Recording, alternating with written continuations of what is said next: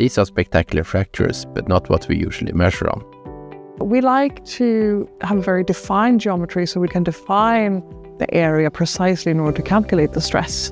In our department, we work mainly with food samples, but we also do a variety of other samples. It could be anything from soft gel systems up to harder polymers.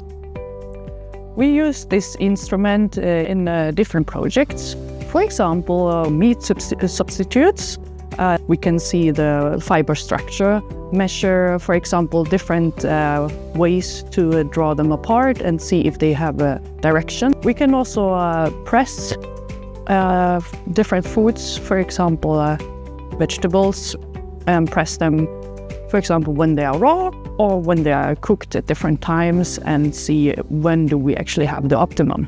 This corresponds to texture in the mouth as well, and mouth feel. Our instrument is very small but very sensitive because we test very soft systems. In other parts of RISE, they have larger systems that is made to test harder samples, such as steel or concrete.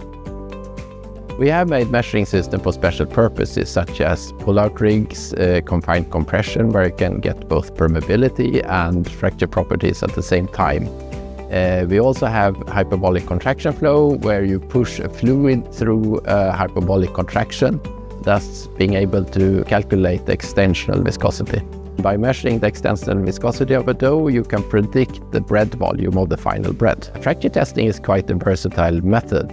If we don't have a method and a measuring system set up, we can make one to solve the specific industrial problem.